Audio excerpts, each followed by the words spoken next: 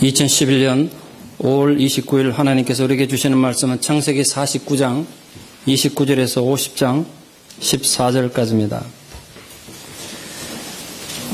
우리 방송 듣는 분에서 광고를 먼저 좀 하겠습니다. 저희 교회에서 우리 지역 모든 성도님들에게 드리고 싶은 두 번째 축복이 하나 있는데, 저희가 7월 달부터 매주 화요일 10시 30분 또 토요일은 한 달밖에 안 되겠습니다. 한 달에 한 번 정도 됩니다만 첫째 주 토요일 저녁 7시 그렇게 해서 큐티 모임을 가지려고 합니다. 같이 오셔서 동참하시기 원하시는 분은 우리 훈련부장님에게 전화해 주시면 안내해 주실 것입니다. 그리고 제가 6월 첫째 주 둘째 주 출타해서 설교를 못하는데 그럼 CD 안 나오냐고 묻더라고요. 또 누가. 그 설교 CD는 토요 새벽 기도의 글로 나갑니다. 착오 없기를 바라고 함께 또 은혜 나누기를 원합니다. 오늘 하나님 주신 말씀 창세기 49장 29절에서 50장 14절까지 봉독에 올리겠습니다. 그가 그들에게 명하여 이르되 내가 내 조상들에게로 돌아가리니 나를 햇사람 에브론의 밭에 있는 굴에 우리 선조와 함께 장사하라. 이 굴은 가나안 땅 마므레 앞 막벨라 밭에 있는 것이라. 아브라함이 햇사람 에브론에게서 밭을 함께 사서 그의 매장지를 삼았으므로 아브라함과 그의 아내 사라가 거기 장사되었고 이삭과 그의 아내 리브가도 거기 장사되었으며 나도 레아를 그곳에 장사하였노라. 이 밭과 거기 있는 굴은 햇사람에게서 산 것이니라. 야곱이 아들에게 명하기를 마치고 그 발을 침상에 모으고 숨을 거두니 그의 백성에게로 돌아갔더라. 요셉이 그의 아버지 얼굴에 굽으려 울며 입을 맞추고 그 수종들은 의원에게 명하여 아버지의 몸을 향으로 처리하게 하며 의원이 이스라엘에게 그대로 하되 40일이 걸렸으니 향으로 처리하는 데는 이 날수가 걸림이며 애굽 사람들은 70일 동안 그를 위하여 곡하였더라.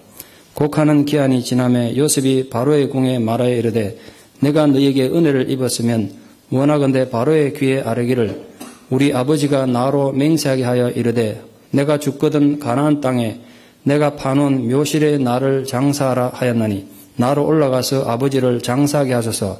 내가 다시 오리이다 하라 하였더니 바로가 이르되 그가 네게 시킨 맹세대로 올라가서 네 아버지를 장사하라. 요셉이 자기 아버지를 장사하러 올라가니 바로의 모든 신하와 바로 궁의 원로들과 애굽 땅의 모든 원로와 요셉의 온 집과 그의 형제들과 그의 아버지의 집이 그와 함께 올라가고 그들의 어린 아이들과 양떼와 소떼만 고센 땅에 남겼으며 병거와 기병이 요셉을 따라 올라가니 그 때가 심히 컸더라. 그들이 요단강 건너편 아닷 타작 마당에 이르러 거기서 크게 울고 애통하며 요셉이 아버지를 위하여 7일 동안 애곡하였더니 그 땅 거민 가나안 백성들이 아닷 마당의 애통을 보고 이르되 이는 애굽 사람의 큰 애통이라 하였으므로 그 땅 이름을 아벨 미스라임이라 하였으니 곧 요단강 건너편이더라. 야곱의 아들들이 아버지가 그들에게 명령한 대로 그를 위해 따라 행하여 그를 가나안 땅으로 메어다가 마므레 앞 막벨라 밭굴에 장사하였으니 이는 아브라함이 헷 족속 에브론에게 밭과 함께 사서 매장지를 삼은 곳이더라. 요셉이 아버지를 장사한 후에 자기 형제와 호상꾼과 함께 애굽으로 돌아왔더라. 아멘. 우리 김대중 전 대통령께서 죽음으로써 대한민국의 정치 역사는 완전히 새로운 시대를 맞이했습니다. 이름하여 삼김시대라고 하는 한국 현대 정치사의 큰 흐름이 끝났기 때문입니다. 이제 어느 누구도 삼김시대를 얘기하지 않습니다. 그 이른바 삼김시대가 끝나면서 한국의 정치 지도가 완전히 뒤바뀌었다. 저는 그렇게 생각합니다. 이제 누구라도 대통령 되고 싶으면 꿈꿀 수 있는 세상이 됐기 때문에 그렇습니다. 잘 아시겠습니다만 삼김씨가 건재할 때 누가 감히 거기에 도전해가지고 대통령 되겠다고 후배들이 감히 도전할 수나 있었습니까? 그들 그늘에 가려서 걸을 수가 절대로 없었습니다. 한국 역사는 분명히 삼김시대라는 특정 시대를 기록할 것이고 그 전과 후로 나눌 것입니다. 오늘 야곱의 죽음이 그런 의미를 가집니다. 야곱이 죽음으로써 실질적인 족장시대가 끝이 나고 이스라엘 역사에 전혀 새로운 역사가 출발하기 때문에 그렇습니다. 우리 흔히 요셉을 족장으로 해서 4대 족장으로 봅니다만 요셉을 족장으로 보기에 좀 어려운 부분이 있습니다. 제가 생각이 좀 무리라는 생각이 듭니다. 분명히 야곱이 요셉 개인에게 자기 모든 유산을 물려준 게 아니고 12아들 모두가 이후에 지파의 조상이 될 것을 예언했기 때문에 그렇습니다. 족장이면 개인이 모든 걸 책임져야 되는데 그렇지가 않습니다. 물론 요셉이 형제들의 삶을 책임지고 많이 도움을 준 건 맞지만 야곱이 죽음으로써 계속 한 개인이 지파 전체를 이끄는 족장 시대가 아니었고 분명히 12지파의 시대가 시작된 것으로 봐야 합니다. 그런 면에서 야곱의 죽음은 굉장히 큰 의미를 가집니다. 야곱의 죽음을 기점으로 이전과 이후로 이스라엘 역사가 전혀 다르게 흘러갔기 때문에 그렇습니다. 130세 노인이 애굽으로 이민을 가서 17년을 더 살았습니다. 죽은 줄 알았던 아들 요셉 덕분에 정말 분에 넘치는 효도를 받고 꿈같은 세월을 보내다가 생을 마감했습니다. 자식들 향한 유언을 마친 야곱이 기운이 지나야 죽었다고는 본문에 기록을 남깁니다.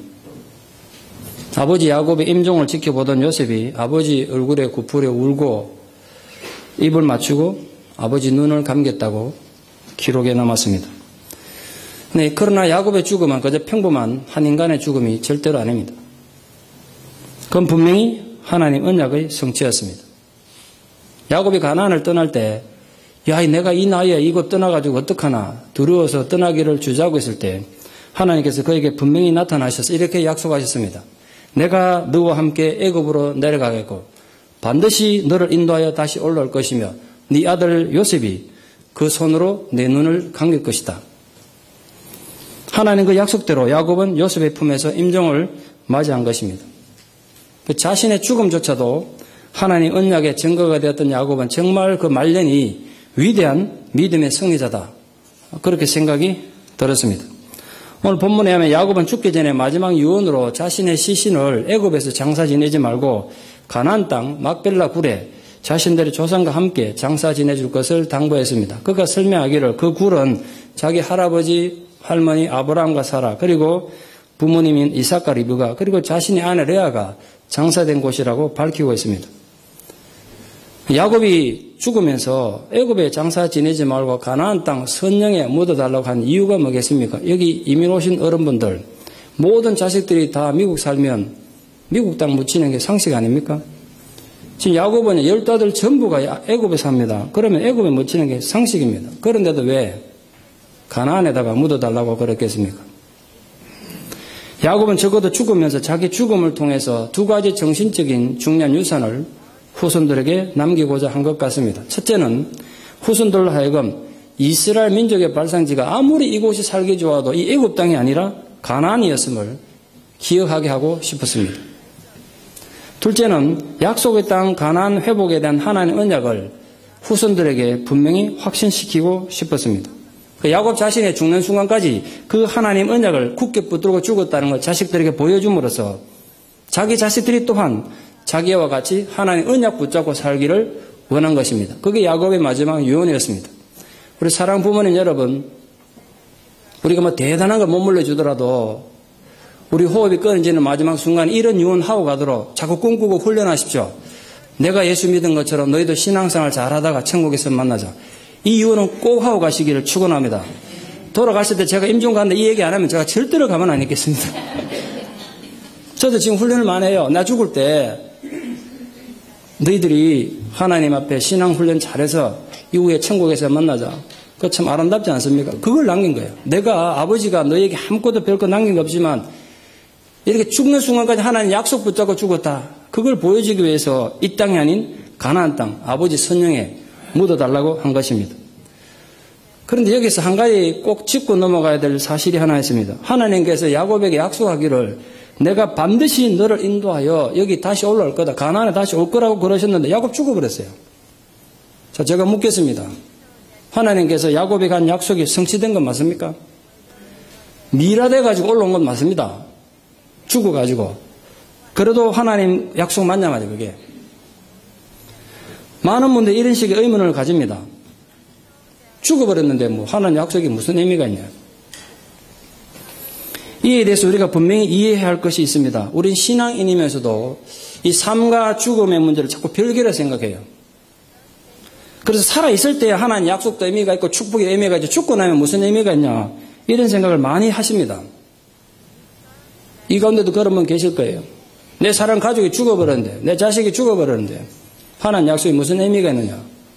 그런 생각하기가 쉽습니다. 그런데 여러분 아십니까? 하나님께는 여러분이 살았든 죽었든 의미가 똑같은 거 아십니까? 절대로 잊지 마세요. 우리 생각에는 지금 눈에 보이는 이 세상의 삶이 전부고 이 삶만이 가치가 있다고 생각을 합니다. 그러나 영원 속에 존재하신 하나님께는 삶이든 죽음이든 의미가 똑같은 거예요. 적어도 히브리인들은 그것을 알았기 때문에 사람이 죽었을 때 죽었다는 표현을 결코 쓰지 않았습니다. 항상 이렇게 표현했습니다. 그의 죽음이 어떻게 됐냐? 그의 백성들에게로 돌아갔다 또는 그 조상들에게로 돌아갔다. 그렇게 표현했습니다. 왜냐하면 죽은 조상들이 없어진 게 아니라 죽음이 끝이 아니라 어딘가에 지금도 생존해 계신데 그곳으로 갔다는 뜻입니다. 영혼 불멸에 대한 뿌리 깊은 신앙 고백을 그들 문화에 갖고 있었던 것입니다. 성도의 삶은 절대로 눈에 보이는 육신의 삶만이 전부가 아니기 때문에 살아있는 삶만이 의미가 있는 거 아닙니다. 잊지 마십시오. 우리 기독교인들은 특별히 부활의 약속을 믿고 사는 자들 아닙니까? 그러면서도 우리가 이 육신의 삶에만 의미를 두고 살기가 참 쉽습니다. 육신이 병들고 늙고 죽는 데만 너무 의미를 두고 거기에 신앙 의미를 다둡니다. 그러면 심각한 문제가 생겨요. 어찌 보면 우리 신앙이 그냥 육신에 갇힌 포로가 됐습니다. 그 육신에 의해 가지고 신앙이 그냥 엄청난 영향을 받는 불행을 겪습니다. 그러나 하나님은 절대로 우리 육신에만 의미를 두는 분이 아니라는 거 잊지 마십시오. 여러분 죽음으로써 여러분 사랑 가족이 죽음으로써 모든 게 끝난 게 아니에요. 그래서 야곱이 비록 미라 상태로였지만 가나안으로 돌아간 건 분명히 반드시 너를 인도하여 가나안으로 다시 돌아올 것이라는 하나님 약속이 성취된 것입니다. 비록 죽은 몸이지만 야곱은 죽었어도 하나님 언약의 성취가 이루어지는 은혜를 입은 것입니다. 여러분 우리 지난 2년 반이 넘는 긴 시간 동안 창세기를 탐험해 왔습니다. 저도 이런 시간이 많이 걸릴 줄 몰랐습니다. 그러나 제가 성경을 수십 차례 읽는 가운데 창세기가 기독교 신앙의 정말 중요한 기본이 된다는 걸 생각해서 제 사랑하는 성도들에게 창세기를 정말 제대로 가르쳐야 되겠구나 이 생각 가지고 정말 모든 걸 여기 다 쏟아부었습니다. 아마 이걸 제가 다른 데 가서 설교 한 10년 정도 할 수 있는 설교를 다 쏟아부었습니다. 이게. 그래서 혹시 여러분들이 기독교가 어떤 종교인가, 구원이 뭔가, 말씀이 뭔가 좀 알고 싶으시면 제 설교가 완벽하다는 뜻이 아니고 다시 복잡한 의미에서 창세기 설교를 다시 좀 들어봐 주시기를. 제가 또 처음부터 다시 할 수는 없잖아요. 저는 이 창세기 설교가 내 목회의 마지막이라는 생각으로 이게 많은 걸 쏟아부었습니다. 한 주 한 주 설교할 때마다. 근데 좀 씁쓸한 거 있죠. 마지막 마음을 말리니까. 다음부터 어떡하지? 그런데 이 창세기의 마지막 장의 절반이 이 귀한 장이 야곱의 장례식으로 다 채워져 있습니다. 야곱의 장례식으로. 성경의 말입니다. 예수님을 제외하고 어떤 위대한 위인도 죽음을 이렇게 상세하게 기록한 경우가 없습니다.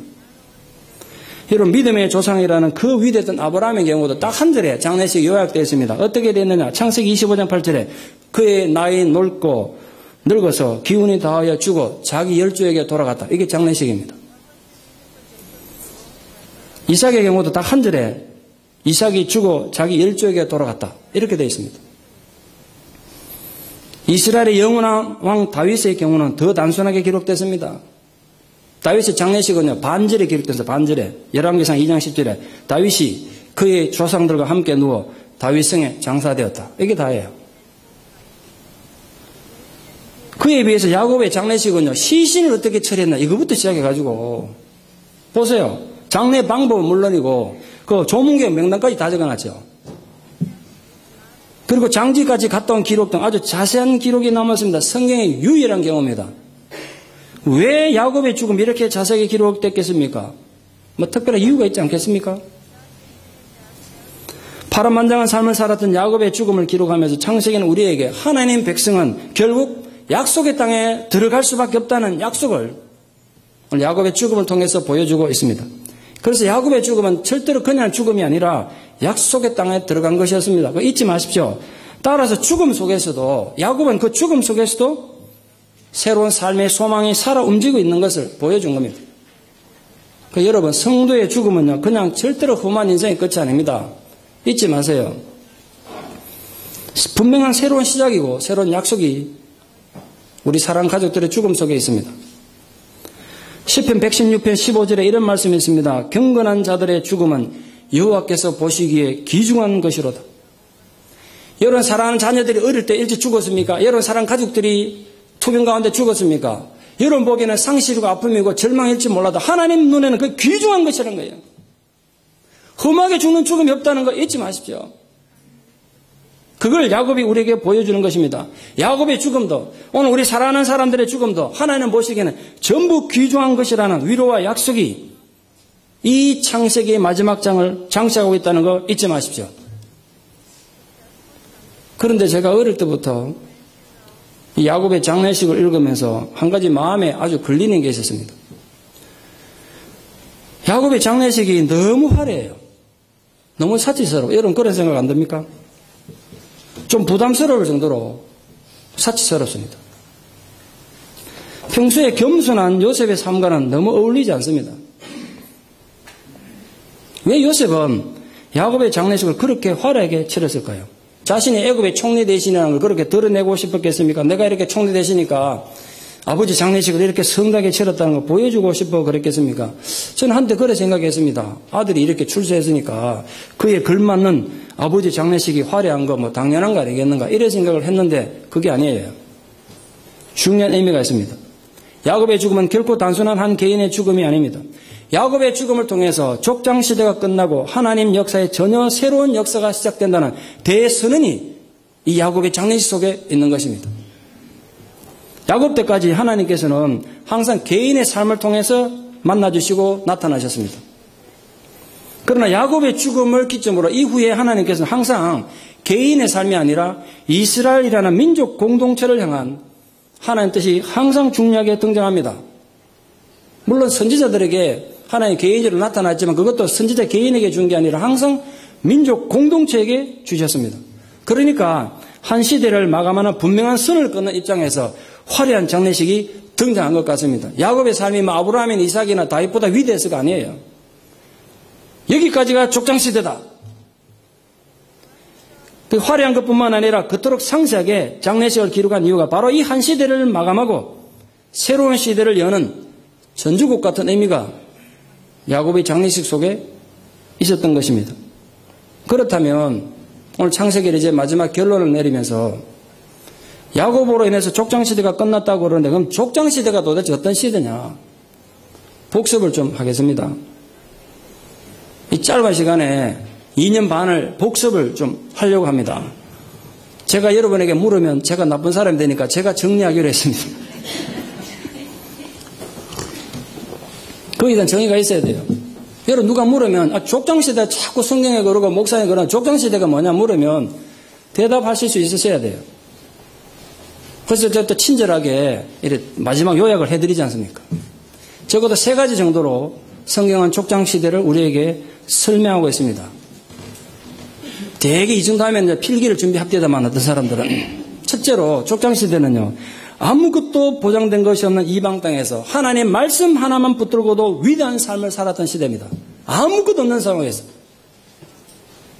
우리는 성경도 있고 교회도 있고 목사도 있지 않습니까? 그러나 족장들은요 믿음의 조상이라고 아무것도 없지 않습니까? 아무도 신앙의 길을 걸어가 보지 못했던 완전히 백지 상태에서 말씀 하나 붙들고 살았던 사람들입니다. 아브라함은 모든 것이 안정된 삶의 터전을 떠나서 한 번도 가본 적이 없는 땅에서 흉년의 어려움과 전쟁의 위협을 겪어야 했습니다.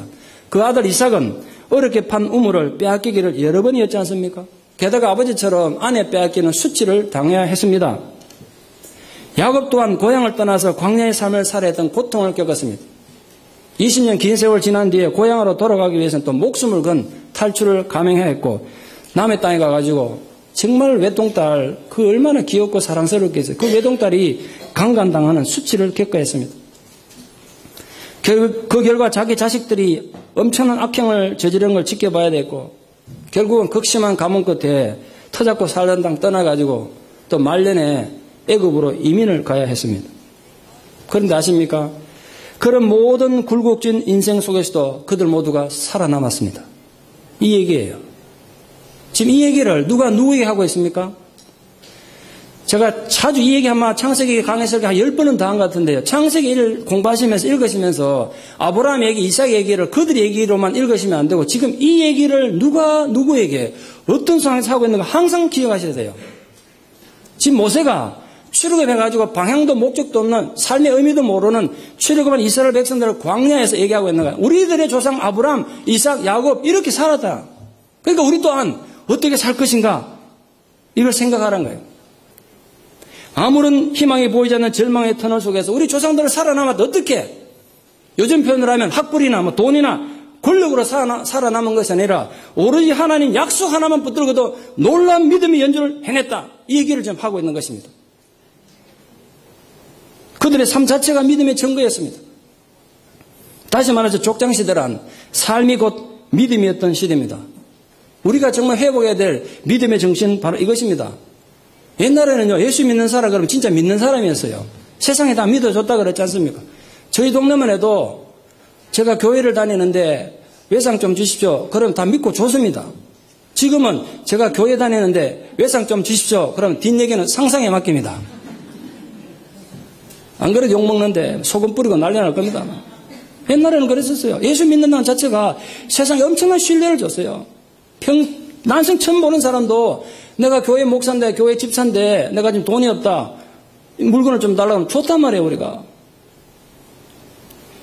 저희가 장사를 했기 때문에 너무 잘 알아요. 믿는 사람이면 그냥 줬어요. 그리고 그들은 약속을 다 지켰었고 그 어느 때보다도 교회가 위기를 겪고 신앙에 도전을 받지만 그렇기 때문에 더욱더 삶이 곧 신앙인, 실천적인 신앙이 필요한 것입니다. 그게 우리가 긴 세월 동안 족장시대 배운 의미입니다. 두 번째로, 이 참 슬픈 내용이긴 한데 그 위대했던 모든 족장들은 자신들이 살던 땅을 변화시키지는 못했습니다. 슬픈 내용이죠. 모든 족장들은 나름대로 하나님 앞에 자신들의 믿음은 성숙시켜 갔지만 누구도 자신들이 살고 있던 땅은 변화시키지 못하고 물과 기름처럼 그렇게 살았습니다. 그들은 자신들의 신앙은 지켰는지 모르지만 세상을 변화시킬 만큼 강하지는 못했던 것입니다. 세상의 변화를 가져오는 역할은 그 다음 세대의 과제로 남겨진 것입니다. 바로 오늘 우리에게 주어진 과제가 바로 그것입니다. 우리가 이 세상에 살지만 미국 땅에 살고 이 세카라멘토에 살지만 이 세상에 물들지 않고 이 세상에 영향을 주어서 세상을 변화시키는 영향력을 가진 성도와 교회가 되는 것. 그것이 우리 교회에 주어진 시대적 소명인 것입니다. 그게 족장시대가 주는 두 번째 교훈이라고요. 셋째로 족장시대는요, 어느 누구도 하나님께서 약속하신 땅을 차지하지 못했습니다. 하나님께서 계속 땅 준다고 그러셨는데 아무도 그 땅을 차지하지 못하고 모두 막벨라 굴에 묻힘으로써 약속의 땅은 미래의 소망으로만 남았습니다. 왜 하나님께서 약속의 땅 약속만 해놓고 족장들에게 아무에게도 주지 않으셨을까요? 힘이 없어서 그랬겠습니까? 하나님의 말씀 한마디면 충분히 주실 수 있으셨을 거예요. 근데 왜 안 주셨겠습니까? 그 이유는 궁극적으로 하나님께서 그들에게 주시고자 하는 땅이 따로 있었기 때문에 그렇습니다. 영원한 하나님의 땅, 영원한 하나님의 나라는 이곳에 있지 않다는 걸 족장들의 삶을 통해 보여주셨어요. 누구도, 족장 누구도 하나님께 약속한 땅 받지 못했다고 실망하고 절망하고 하나님 원망하며 죽지 않았단 말이에요. 그 약속의 땅을 보고 죽었다고 분명히 히브리서 기자가 설명하고 있지 않습니까? 이것이야말로 우리 생각과 하나님 생각이 아주 많이 차이 나는 부분입니다. 우리 생각에는요, 지금 당장 뭔가 가시적인 결과가 내 눈앞에 나타나고 변화가 있어야 의미를 가집니다. 내가 살아있는 동안에 뭐 하나님 나라 지점 정도라도 만들어지고 이루어져야 뭐 안심이 되고 직성이 풀립니다. 그런 하나님 그렇게 하지 않으셨습니다. 여러분 잘 새겨 들어보세요. 성경에 의하면 높은 산이나 깊은 바다, 밤하늘에 떠는 저 수많은 별도 말씀 한마디로 만드실 수 있는 분이셨지만 죄인 한 사람이 하나님께 정말 돌아와가지고 진실된 하나님 백성이 되게 만드는 건 정말 어렵다는 걸 보여주셨어요. 성경에 보면요, 그 능력 있는 하나님이 죄인 하나를 어찌하지 못해가지고 쩔쩔매는 거 보이십니까? 여러분 그런 대단한 존재입니다. 여러분 앉아가지고 배짱 탁 튕기면서 하나님도 괴롭힐 수 있는 존재들이에요. 반응이 왜 이렇게 시큰둥합니까? 죄인들이 이렇게 뻔뻔스러울 수 있습니까? 우리 그런 존재예요. 그걸 족장시대를 통해서 보여주신 거예요. 땅이 문제가 아니다 지금. 마지막 족장 야곱의 죽음이 하나님 역사에 남긴 굉장히 중요한 발자취가 하나 있습니다. 그의 죽음을 통해서 후손들에게 정말 중요하게 남은 유산입니다. 그게 뭔지 아십니까? 그의 후의 조상들과 너무나 중요한 유산을 남겼어요. 그게 뭐냐면요. 바로 야곱의 12아들 중 어느 누구도 잃어버리지 않고 하나님 새로운 나라의 출발이 되게 했다는 점. 이게 뭔 소린가 하니까 아브라함은 아들이 여러 명이었습니다. 정확히 몇 명인지 모릅니다만 이스마엘과 이삭만 이래 남아있는데 그 외에도 많은 아들이 있었습니다. 그 몇 명인지 모릅니다. 그런데 몇 명인지 상관없는데 아브라함이 믿음의 후손으로 남긴 자식은 이삭 하나라고요. 이삭 하나밖에 성공을 못했어요. 이삭은 더 심각합니다. 같은 아버지 같은 어머니 밑에 쌍둥이로 태어났는데도 건진 아들은 야곱뿐이었다고요. 에서는 어디로 갔는지 흔적도 사라졌어요. 그런데 야곱은 12알이나 되는 아들을 낳았는데 어느 하나도 도태되지 않고 모두가 살아남아서 12지파의 출발이 되고 조상이 되겠다는 것입니다. 놀랍지 않습니까? 12명 안 나와서 모르겠죠? 아무도 안 놀라시니까. 물론 야곱 아들들이 문제 많은 거 우리 다 이미 살펴보셨습니다. 문제 많은 아들입니다. 그러나 야곱은 12아들 모두가 광야 교회의 출발점이 되게 했습니다. 야곱의 죽음이 남긴 놀라운 유산이 아닐 수가 없습니다. 야곱의 장례식으로 눈을 좀 돌려봅시다. 우리 눈길을 끄는 건 야곱의 죽음 앞에 애굽인들이 70일간이나 곡을 했다는 것입니다. 애굽 왕이 죽으면 72일간 곡을 했습니다. 근데 야곱 죽었다가 70일을 곡을 했어요. 제가 생각해 보니까 왕이 죽은 정도로 곡을 하면 문제가 생기니까 잘못하면 반란죄가 되잖아요. 네가 왕이냐? 그 72일까지 못하지만 왕이 죽은 말고 그 다음 인간에 가서는 최상의 명예가 뭘까? 그게 70일이었던 것 같아요. 혹시 날짜 계산 잘못해가 71일간 하다가 하루 넘기면 큰일 나니까 그래서 70일을 딱 자른 것 같아요. 어제가 제 소설입니다만.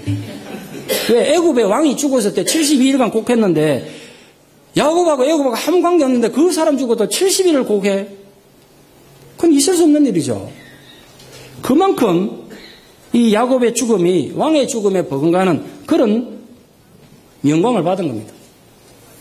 파로의 허락으로 가나안으로 올라가는 장래 행렬 한번 보세요. 파로의 모든 신하와 궁궐의 원로들과 애굽 땅의 모든 원로들이 대거 참석했습니다. 게다가 그 병거와 기병들도 동원됐습니다. 완전 일종의 국상 수준입니다. 이건 요셉이 애굽에서 얼마나 존경받는 위치에 있었는지 또 그에 대한 왕의 신뢰가 얼마나 컸었는지를 보여줍니다. 애굽 사람들이 뭐 돈 받고 한 게 아니고요. 억지로 한 게 아니라 진심으로 야곱의 죽음을 애도한 것 같아요. 제가 거기서 두 가지를 깨달았어요. 여러분 성도들이 살면서 사람들이 그렇게 신뢰받는 존재가 정말 되고 싶습니다. 우리 세상에서 그렇게 믿음을 주는 존재가 되고 싶고 우리의 마지막 죽음조차도 세상 사람들에게 인정을 받는 존재가 되면 참 좋겠다 이 생각을 했어요. 희망사항이 아니라 우리 그래 살기를 축원합니다. 우리 손잡고 그래서 합시다. 우리 죽음이 세상 사람들에게 내가 그 사람 누군지 모르지만 내가 잘 아는데 참 믿는 데 살다 죽었다. 마음으로라도 우리를 애도할 수 있는 존재로 사십시오. 세상 사람들이 듣고 암흑에 세카라멘트 하는 장로가 암흑 성도에게 죽었다. 아이고 잘 죽었다. 속 시원하다. 이런 곤란하잖아요. 여러분의 죽음에 난 모르는 사람들조차 와서 좀 조문할 수 있는 우리 그래 살다 갑시다. 야곱이 비록 죽은 시신이나마 가나안 땅으로 귀향한 건 분명 하나님 약속의 성취이고 또 이 사건은 앞으로 일어날 출애굽 사건의 예고입니다. 그게 비록 400년이나 걸리긴 하지만 정확하진 않지만 야곱의 시신이 가나안 땅으로 갔던 이 여정이 나중에 출애굽한 여정과 아주 닮아 있습니다. 가나안 땅 도착해서 넘어온 거 보니까 아주 닮아 있어요. 그래서 야곱은 비록 애굽에서 몸이 죽긴 했지만 가나안 땅에 대한 신앙이 여전히 살아서 자기 후손들에게 정말 중요한 신앙 유산으로 남긴 것입니다. 우리 또한 소망합니다. 우리도 앞서거니 뒤서거니 하나님 나라 갈 텐데 죽어서라도 우리 후손들에게 살아있는 정신을 남기고 하는 믿음의 조상들 되기를 축원합니다. 이게 쌓여야 교회의 전통이 되는 거예요. 맨날 갈등을 느끼고 싸우는 게 아니라 우리 조상들이 남겼던 믿음의 정신 이걸 지켜야 된다는 그게 교회의 전통이라고요. 그게 이 땅의 기둥이 되는 거 아니겠어요? 야곱의 장례식은 크게 세 가지 방법으로 치러졌습니다. 첫째는 애굽의 방법입니다. 아버지 야곱이 운명하자 요셉은 애굽 방식대로 40일이나 걸려서 미라를 만들었습니다. 성경 인물 중에 유일하게 미라된 사람이 야곱입니다. 미라는 몇천 년 가던데 혹시 시간 나시고 할 일 없으신 분 가서 야곱 시신 한번 찾아보세요. 아직 미라가 남아있을지 모르잖아요. 고대 역사학자 헤로도투스에 하면요, 그의 책에 분명히 애굽은 고대로부터 의술을 발달해서 이미 헤로도투스가 역사학 책을 쓸 때 애굽에는 의술이 내과, 외과 이런 게 벌써 분리되어 있었고 세분화되어 있더라고요. 의과가. 그러다가 시체를 미라로 만들어 방부 처리하는 일을 담당했던 타리큐타라는 독특한 의사가 있었다. 이 헤로도투스 책에 나온 내용이에요. 당시 애굽에서도 모든 사람 미라로 만든 거 아닙니다. 이 보세요. 돈이 이렇게 많이 들고 시간이 걸리는데 아무나 못하죠. 또 아무나 향품을 처리하지 않았습니다. 돈이 많이 들었기 때문에 아주 고관이라야 가능한 일입니다. 요셉이 야곱의 장례식을 화려하게 치르고 또 시신을 미라로까지 만들었다는 이유가 뭘까? 아까 첫 번째 하나 이유는 말씀드렸습니다만 또 하나 중요한 이유가 지금 요셉이 살고 있는 애굽 당시 법이 그랬을 것입니다. 당시의 법이 어느 정도 사회적 지위를 가진 사람이 부모의 초상을 당하면 그 수준에 맞는 장례를 치러야 했던 것입니다. 특히 애굽인들은 요셉에게 은혜를 입었지 않습니까? 생명의 은인으로 생각하고 있었기 때문에 요셉의 부친상을 아마 자기들 부친상 정도로 이렇게 생각하고 받아들인 것 같습니다. 어차피 지금 요셉 입장에서도 아버지 시신 가지고 가나안 땅에 장례 치러러 가야 되는데 그럼 한두 달 걸리거든요. 멀기 때문에. 그냥 방부 처리 안 하고 가면 시체가 썩겠죠. 그걸 위해서라도 방부 처리할 수 있는 애굽 기술이 필요했을 것입니다. 그런데 요셉 입장에서 그 애굽의 문화를 무시하고 그런 미라 만드는 과정을 거치지 않았다면 애굽 문화에서는 아주 몰상식한 사람이 되고 극심한 불의자에다가 애굽 문화에 불경한 도전자로 아마 엄청난 비판에 직면했을 것입니다. 야곱의 장례식은 애굽에서 끝난 게 아니었습니다. 오늘 본문 자세히 보세요. 가나안에 가서 바로 매장하지 않고 다시 또 7일간 애국했다고 합니다. 지금 야곱의 시신을 애굽에서 70일 동안 애국했거든요. 그러면 와서 바로 묻어도 지금 시간이 너무 늦었는데 시신도 갖다 놔놓고 또 7일 동안 또 애국했대요. 그런데 본문에 뭐라고 되어 있습니까? 그게 가나안의 장례 습관이었기 때문이다 라고 적고 있어요. 요셉이 가나안에 와가지고 가나안의 이 장례 절차를 다시 행함으로써 가나안 사람들에게 강한 인상을 남겼습니다. 가나안 사람들이 보고 기록에 남겼죠. 애굽인들의 큰 장례식이다라고. 만약 그런 절차가 없이 장례를 치렀다면 가나안 사람들이 굉장히 거부감을 가졌을 것입니다. 실제로 히브리인들의 장례법은요. 사람 죽으면 24시간 내에 장례 치릅니다. 지금도 그렇습니다. 아마 시신이 썩어서 그런지 전쟁을 많이 해서 그런지 죽으면 하루 만에 시체를 묻어야 했어요. 요셉은 아버지 장례를 치르면서 애굽의 문화도 따르고 가나안 문화도 따랐던 것입니다. 제가 이 야곱의 장례 문화를 보면서 이번에 다시 하나 특별히 깨닫게 된 사실이 하나 있습니다. 그게 뭐냐면요. 그게 진리와 또 하나님의 말씀에 위배되지 않는다면 그 시대의 문화를 부정하거나 충돌할 필요는 굳이 없겠구나. 이런 생각을 했어요. 물론 그게 명백한 이단이나 거짓 가르침에 대해서는 성경에서도 인사조차 하지 마라 그러 되어 있으니까 제가 그런 거하고 타협하라는 뜻은 아니고요. 우리가 사는 이 문화에 대해서 우리가 좀 더 열린 마음으로 연구하고 접근할 필요가 있겠다는 생각을 이 야곱의 장례식 보면 제가 생각했어요. 여러분 어떻게 생각하십니까? 특히 선교를 하기 위해서는 문화에 대한 이해가 정말 중요합니다. 요즘 한국 이상한 선교단체들이 이 선교에 대한 이해도 문화에 대한 이해도 없이 종교 우월주의로 가가지고 행진하고 이래가지고 막 선교단체를 선교지를 얼마나 만들고 한국 교회와 기독교에 대해서 반감을 일으키는 그걸 보면 내가 너무너무 화가 나요. 요셉 일행이 자기들 식으로 장례한다고 애굽이나 가나안 사람들이 혐오스럽게 생각하는 방식으로 하루 만에나 또는 이상한 복장을 입고 그렇게 장례 치렀다면 쓸데없는 갈등과 오해가 생겼을 것입니다. 그러면 어떤 문제가 생기냐면요. 그들은 아직도 애굽에 살아야 되고 또 나중에 가나안으로 돌아와야 되잖아요. 그런데 어디에서도 환영받지 못하는 존재가 될 겁니다. 완전 외톨이되가 갈 데가 없어질 거예요. 그건 어리석은 일이고 굳이 그럴 필요는 없지 않습니까? 우리는 이 장례식을 보면 생각한 겁니다. 이 사회의 문화의 옷을 입고 살아야 돼요. 아니면 세상에서 정신 나간 사람들이라고 너희끼리 잘해봐라 그럴 거라 교회 보고 욕할 거라고요. 그러나 그 안에 우리가 세상의 문화의 옷은 있지만 그 안에는 분명한 하나님의 사람이 있어야 된다. 제가 이런 또 설교한다고 문화를 따라가자 이래가지고 또 세상에 쫓아가지 말라고요.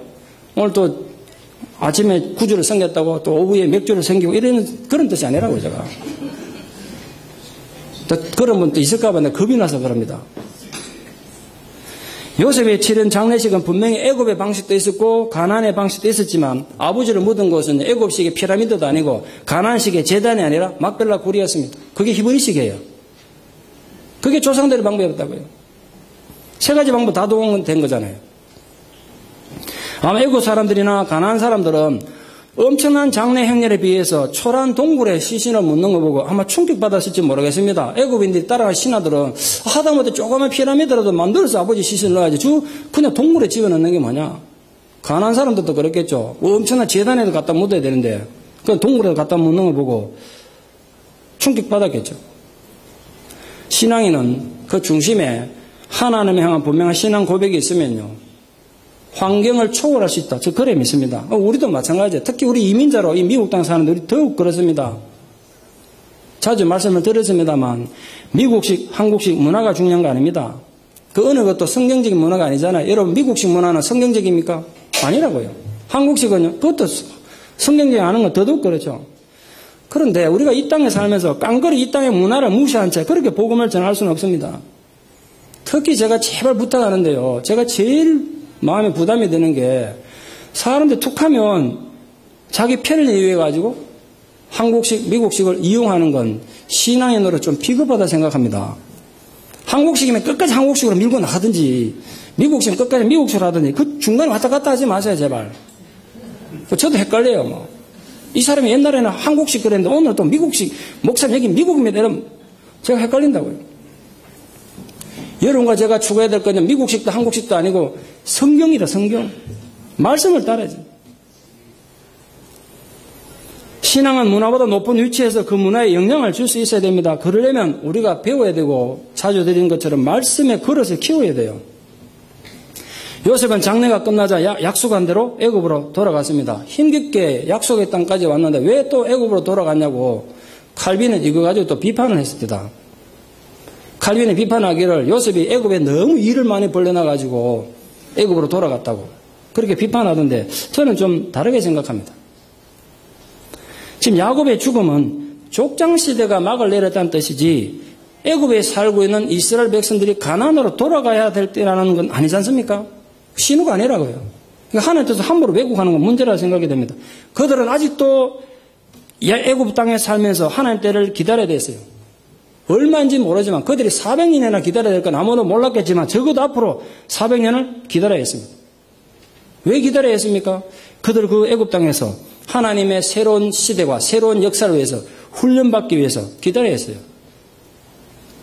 야곱의 때까지는 개인적으로 하나님과 관계를 맺고 믿음을 지키며 살았습니다. 그러나 이제는 이 야곱의 12아들들은 또 그 후손들은 공동체가 하나님과 관계를 맺는 훈련을 하며 살아야 했어요. 그럼 그들이 돌아가가지고 무슨 훈련을 해야 하겠습니까? 야곱의 아들들 12지파가 무슨 훈련? 여러분 야곱의 12아들들의 형편을 한번 생각해 보십시오. 그들은 한 집에 수십 년 살았지만 진심으로 서로를 사랑한 적 없습니다. 이해되십니까? 한 번도 서로 사랑한 적 없어요. 마음 열고 대화해 본 적 없어요.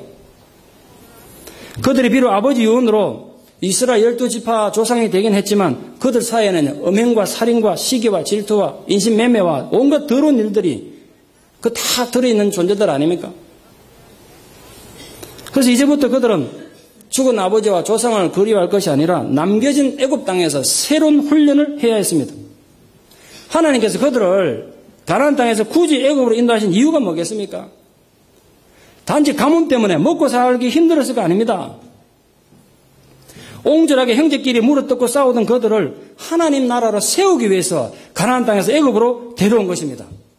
오늘 우리 가운데도 많은 분들이, 또 이 설교를 듣는 많은 분들 중에도 한국 땅에 있었으면, 그 놀기 좋은 나라에 있었으면 절대로 예수 안 믿었을 사람들을 미국 땅까지 데려와가지고 예수 믿게 한 사람 많습니다. 거기 끄떡이 물이 꽤 많네 보니까. 여러분 중에 많아요. 내가 왜 교회를 가? 이 살기 좋은 땅에서 그래 살 사람들을 두고 보니까 도저히 안 되겠어. 그러니까 하나님이 다 뽑아다가 미국 땅에 갖다 놓은 거예요. 아멘 되십니까? 야곱의 자식들도 가나안에 그냥 두고갖고는 절대로 안 되니까 애굽을 보낸 겁니다. 절박해서라도 하나님 붙잡게 하기 위해 가지고. 여러분 가운데도 미국 오니까 문화도 다르고 사는 게 내 마음대로 됩니까? 그래 너무 힘들고 어려워가지고 잘 살아보려고 참 미국 왔는데 아메리칸 드림을 갖고 왔는데 사는 게 되냐고 그러면 안 되잖아요. 그래가지고 절박하게라도 예수를 붙들었다면 복인 줄 믿습니다. 여러분 맞습니다. 살고 싶어 잘 살기 위해서 미국 온 거 맞은데 동의한다고. 그런데 그 속에 하나님의 계획이 숨어 있었단 말이에요. 아직도 공감이 잘 안 가시는 분 계시죠? 조금만 더 살아보십시오. 아, 그때 박 목사 말이 그 말이구나. 고백이 될 겁니다. 고백이 될 거라. 왜냐하면 제가요, 이 얘기를 미국 와서 수백 번 더 들었어요. 목사님, 제가 한국에 있었으면 절대로 교회 안 갈 사람인데, 미국 와가지고 뺑뺑이 돌고 나니까, 예수님을 안 믿을 수 없게 됐다고. 그러면 굉장히 많이 만났어요. 복입니다, 복. 이 가운데도 여러분이 미국 왔기 때문에, 그 많은 고통 때문에 내가 그래도 이 예배당에 와서 지금 예배 시간 앉아있다. 그 복인 줄 믿습니다. 복이라고요.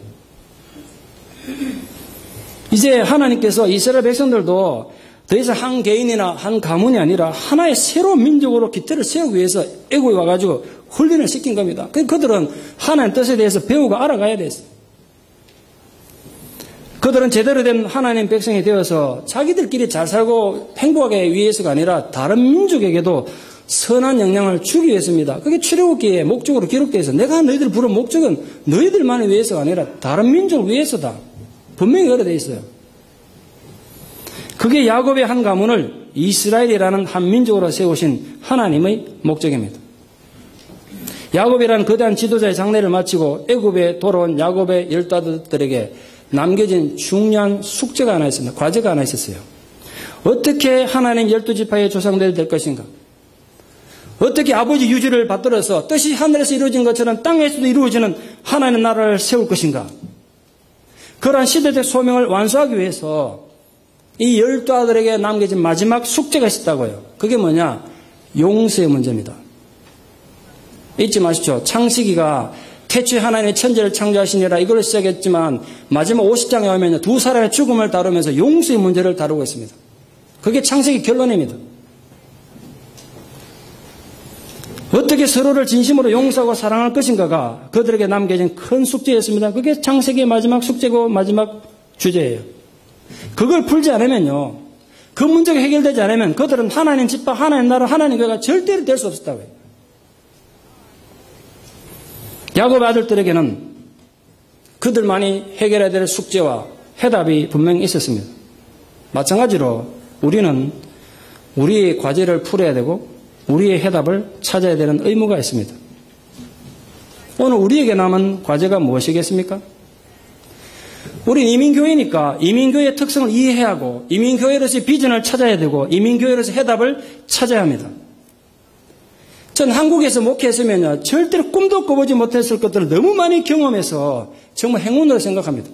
돈 주고도 경험해보지 못한 신천지, 별천지를 구경했어요. 이민교회 와가지고.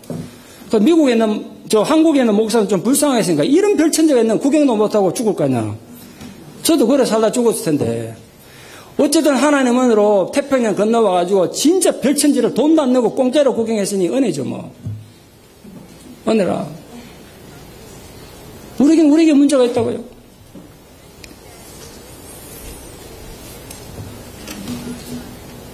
제가 한국에 있었으면 뭐 그게 단주라고 살다 죽었겠죠.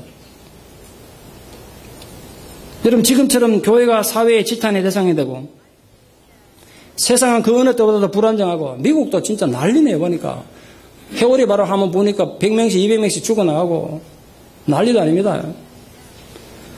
지금처럼 이렇게 이단들이 판을 치는 이런 현상에서 우리 이민교회는 어떻게 해야 합니까? 그 숙제를 찾아야 되고 해답을 찾아야 되지 않습니까? 아무리 고쳐 생각해도 교회의 바른 모습을 회복하는 것이 가장 급선무라고 생각합니다. 저는 생각해요. 지금은요, 교회가 성견이 전도니 그러면서 바깥으로 눈 누를 때가 아니에요. 정신 차려야 돼, 교회가. 여러분, 지금처럼 세상이 빠르게 돌아가고 지금은요, 앉아가 인터넷 다 되기 때문에 멀리가 성경 안 해도 다 알아요, 다 알아.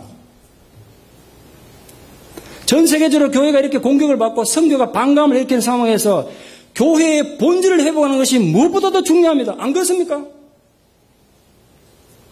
그 열쇠는 말씀의 회복에 있습니다. 우리가 지금 성교나 전도를 해가지고 옛날처럼 하나님 영광을 회복할 수 있다고 생각하십니까? 그건 진짜 어리석고도 무책임한 생각으로 생각합니다. 제가 성교하지 말자, 전도하지 말자 소리 절대로 아닙니다, 여러분. 사람들이 그런데 귀를 안 기울인다고, 요즘 시대에. 시대가 요구하는 게 그게 아닌데요. 교회는 병들어 죽어가는데 그게 무슨 의미가 있을 것 같습니까? 그 어느 때보다도 교회는 내실을 다져야 합니다. 교회가 지금 골병들어 다 죽어가는데 선교가 무슨 의미가 있느냐? 저는 그런 생각이에요. 저도 선교 열정이 누구보다 많은 사람이에요. 그래서 제가 늘 기도해요. 하나님, 내 마지막 호흡은 선교지에서 호흡을 끊고 싶다고 기도하는 사람인데 지금 한국교회가 돼가는 거 보니까 너무 답답해. 이건 아니다. 이상한 선교단체에 나서가 선교만 개판을 만들고 있고 저 감정이 아주 많아요. 선교단 열정이 있는 사람으로서 보니까 너무너무 화가 나요. 하나님 영광을 너무 가리니까 이건 아니라는 생각이 너무 들더라고요. 정말 교회가 교인 한 사람 한 사람을 제대로 말씀에 바라선 성도로 재훈련하고 교회의 기본을 다시 세워야 합니다. 그렇지 않으면 우리 후대가 아니라 우리 당대, 우리 세대가 끝나기 전에 교회는 급격히 생명을 잃어갈 것입니다. 전 얼마 전까지만 해도 우리 후대의 교회가 유지될 것인가 이런 걱정했는데 아니더라고요. 제가 정신 차리고 보니까 우리 후대는 후대 문제고 우리 당대에 벌써 교회가 제대로 존립하게 하는 그런 위기를 느낀다고요, 제가. 워낙 교회가 세상에 지탄이 되고 있고 문제를 많이 일으키니까. 전 말씀이 바로 선포될 때 주님의 교회가 회복되고 하나님의 영광이 회복된다고 믿습니다. 그걸 제가 눈으로 실제로 보고 느꼈기 때문에. 오직 우리가 말씀만 전했는데 우리 교회의 위상이 회복되고 아름답게 전파되는 걸 보고 제가 확신을 가졌어요. 우리에게 또 남은 과제가 있습니다. 족장들이 남긴 실천하는 믿음을 우리 삶 속에 적용하는 것입니다. 더 이상 이론에만 머무는 신앙 말고 말이죠. 교리 논쟁에만 머물 것이 아니라 정말 실천하는 신앙이 되어야 됩니다. 실천하는 신앙 어려운 거 압니다. 저도 어려운 거 알아요. 목사로서 저도 힘든 거 압니다. 이론으로 해야 뭐 누가 못 믿겠습니까? 그러나 진짜 행함이 있는 믿음 어려운 거 맞습니다. 그러나 실천 없는 신앙, 삶에서 빛과 소금의 의미를 잃어버린 신앙으로는 더 이상 절대로 세상에 영향 못 주는 건 물론이고 우리 스스로도 오래 못 버팁니다. 얼마나 오래 갈 것 같습니까, 그게? 부디 여러분 이웃을 비판하는 어리석고도 파괴적인 죽은 믿음에서 돌이켜서 실천하는 신앙으로 살지 못하는 내 영혼을 위해서 울 수 있는 자가 되기를 축원합니다. 나를 위해서 울으란 말이에요. 여러분 뭐가 그렇게 대단하고 잘나고 그렇게 자신 있습니까? 왜 함부로 남을 위해 비판하고 험담하냐고요. 저도 자신 없어요. 하나 앞에 보면요, 내가 아직도 이 정도밖에 안 되는 거 참 두렵고 힘들어요. 자신을 위해서 우는 자가 되기 바랍니다. 족장들은 모든 것이 불리한 상황에서도 하나님의 말씀 하나만 붙들고 평생을 살았습니다. 그 결과 그의 후손들이 아무것도 모르던 그의 백성들이 하나님 자녀가 되고 하나님 백성이 될 수 있는 징검다리가 된 것입니다. 우리의 현실이 애국 같든 가난 같든 어떤 상황에서든 믿음 하나로 살아야 될 동일한 의무가 주어져 있습니다.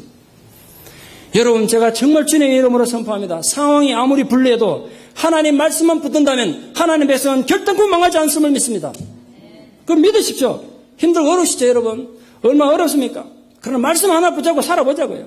여러분, 경제적인 문제든 건강의 문제든 지금 인간관계 아픔이든 말씀 하나만 절실히 붙잡고 끝까지 한번 살아보자고요. 그렇게 끝을 봐야죠. 그렇게 신앙에 살지는 않으면서 늘 하나님 원망하고 불평당하면 어떻게 되겠습니까? 믿음 하나로 정말 끝까지 한번 살아보자. 그렇게 승리할 것을 믿습니다. 이 설교 듣는 모든 분들에게 그것이 주님의 약속인 것을 선포합니다. 전 야곱의 장례식 보고 그걸 느꼈다는 것입니다. 어느 누구도 흉내낼 수 없는 그런 삶을 우리가 살게 될 것입니다. 말씀을 붙들고 살면 우리 개인과 마찬가지로 우리 공동체에도 동일한 임무가 주어져 있습니다. 혼자 세상과 싸우는 한계가 있지 않습니까? 제 혼자 말입니다. 이 땅에 이단들하고 싸우는데 아이고 내가 힘듭니다. 같이 싸우셔야지 여러분이. 목사님에게 싸우라고 하니 같이 싸우셔야 돼요. 진리하는 것은 가지를 마세요. 그래서 우리가 예배를 드리고 나서 함께 공동체가 어울려 새로운 환경을 만들고 새로운 믿음의 공동체를 만들어 가야 됩니다. 그러기 위해서는요, 예배 드리고 그냥 바지에 바람 새듯이 새지지 말고 자꾸 만나시기를 축원합니다. 이 공간 안에서 자꾸 만나기를 바랍니다. 서로 마음을 나눌 수 있기를 바랍니다. 아무리 인터넷이 발달되고 요즘 미디어가 발달되고 문화가 발달해도요, 사람은 만남으로서 의미를 가진 존재 아닙니까? 제가 이번에도 총회 가가지고 몇 년 만에 친구 목사를 만났는데, 나는 반가워서 얼굴 보고 대화를 하는데, 이 친구는 전화를 꺼내놓고 손으로 계속 뭘 두드려 간다더라고. 이분 나보고 얘기하면서 눈을 안 맞추고 내가 한 대 쥐받고 싶더라마는 목사가 또 목사 폈다고 뉴스 나가 참았는데, 요즘 애들이 큰일입니다. 계속 앉아갖고. 그 잠시 시간도 묵상하는 게 안 돼요. 계속 이것만 하고 앉아있으니까. 큰일인데 생각이 너무 얄팍해졌어요. 책이 있습니까, 요즘 애들이. 컴퓨터만 하고 앉았지. 아무리 컴퓨터가 발달해도 컴퓨터는 성령을 못 받아요. 그래서 문제라 생각합니다. 여러분 중에도 교회에서 상처를 입은 사람도 있고 또 교회 지도자들에게 사기를 당해서 엄청난 고통 겪는 사람, 또 그런 사람 자꾸 만나는 저도 괴롭습니다만 그렇더라도 여러분 포기하지 마십시오. 교회에서 상처를 받았더라도 하나님은 떠나지 마십시오. 부탁입니다. 사랑하는 성도 여러분, 야곱의 죽음과 장례식으로 모든 것이 끝난 것이 아니라 그때부터 정작 이스라엘 공동체의 시작했던 거 아십니까? 우리 또한 마찬가지입니다. 이 예배가 신앙의 끝이 아니라 시작이라고요. 이 예배 드리면 내가 오늘 주일날 할 일 다 끝난 게 아니라 그때부터 주일날 내가 뭐 할 것인가, 하나님 백성을 어떻게 살 것인가, 시작이라는 거 잊지 마십시오. 우리 예배를 통해서 우리 삶을 그래서 새롭게 시작하는 결단이 있기를 바랍니다. 새로운 하나님 나라 건설을 위해서 내가 무엇을 해야 하는가? 하나님께서 우리에게 주신 과제를 무엇인가? 그 과제가 도대체 무엇인가를 함께 고민하는 공동체가 되기를 바랍니다. 내가 사는 이 시대, 이 자리에서 우리가 해야 할 일은 무엇인가를 고민해야 합니다. 언젠가 세월이 지나면 우리 후손들이 우리 삶을 평가하고 우리 믿음을 평가할 때가 올 것입니다. 저도 두렵습니다. 세크라멘토 한인 장로교회 6대 목사였던 박상훈 목사는 어떻게 평가될 것인가 굉장히 두렵습니다. 사람 죽어서 이름을 남긴다는데 여러분은 이 교회 안에 무엇을 남기고 가시고 싶습니까? 부디 사랑하는 모든 어른분들 여러분 모두가, 우리 사랑하는 모든 성도님 모두가 우리 후손들을 위해서 천국으로 가는 디딤돌 하나는 놓고 가는 주의 귀한 족장들 되시기를 진심으로 축원합니다. 기도드리겠습니다. 하나님 은혜를 감사합니다. 오늘 또 세상의 여러 가지 힘들고 어려운 상황 가운데서도 우리를 하나님 백성으로 불러주시고 그 은혜 가운데 머물게 하심을 인하여 감사를 드립니다. 야곱 죽어서 그 시신까지도 죽은 몸뚱이까지도 하나님 약속으로 살다 간 것을 오늘 우리가 보았습니다. 우리는 우리의 후손들 위해서 무엇을 남길 것인지 우리가 고민하며 살기를 원합니다. 이 이민교회에서 이민교회가 풀어야 될 숙제가 무엇이며 우리가 찾아야 될 해답은 무엇인지를 깊이 생각해서 우리 자신을 뿐만 아니라 참으로 우리 후손들을 위하여 믿음의 디딤돌 하나 놓고 가는 저희들이 되게 하여 주시옵소서. 예수님 이름 받들어 기도드리옵나이다. 아멘.